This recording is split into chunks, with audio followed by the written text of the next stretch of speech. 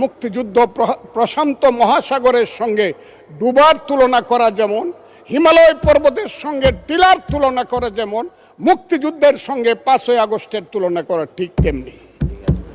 আমি আজকে খুব পরিষ্কারভাবে বলতে চাই, মুক্তিযুদ্ধ এবং স্বাধীনতা সংগ্রাম একদিনে বাঙালি জাতির হয় নাই।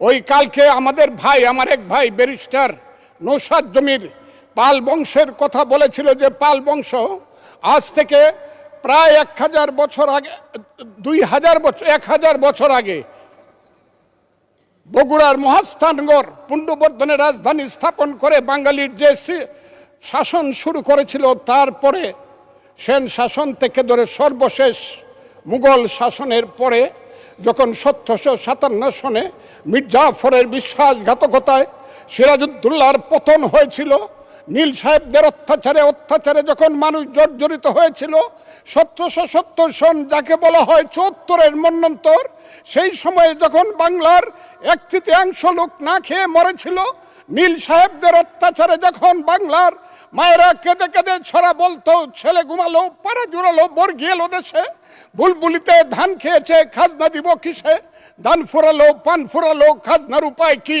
আর কটা দিন সবুর করো রসুন বুনেছি।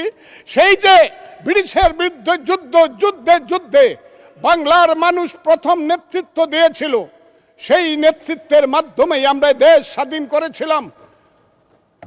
আমি আজকে আপনাদেরকে বলি, 2005 সন থেকে ধরে 8 সনে ক্ষুদিরাম মের ফাঁসি, যে ফাঁসিতে গান হয় বাংলায় আজও একবার বিদায় দেমা ঘুরে আসি, সেই প্রফুল্ল চাকির ফাঁসি, এই যে যুদ্ধ, তারপরে চিত্তরঞ্জন দাস, এরপরে 190 বছর পরে একজন বাঙালি মুসলমানের সন্তান, বাড়ি তার বরিশাল, সিরাজউদ্দৌলার পরে প্রথম বাংলার সিংহাসনে বসলো।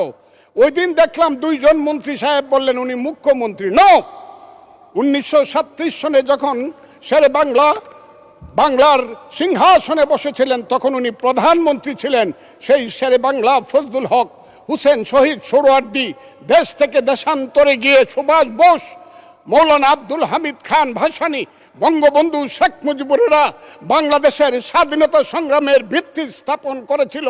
সেই ভিত্তির উপরে দাঁড়িয়েই 1971 সনে আমাদের নেতা সেই শহীদ জিয়াউর রহমান বলেছিলেন প্রথম নিজের নামে, I Shaheed Zia, I major Zia do hereby declare the independence of Bangladesh, প্রথম নিজের নামে, পরে বঙ্গবন্ধুর নামে।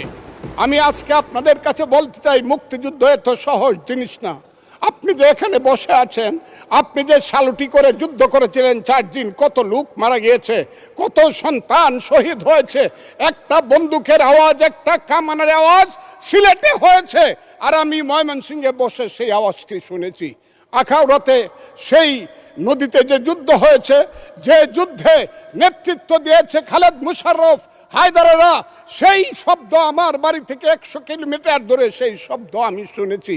ওই যে ধানোয়া কামালপুরে কর্নেল তাহেররা যুদ্ধ করেছে, সেই যুদ্ধের সংবাদ, শব্দ আমি কিশোরগঞ্জ থেকে শুনেছি।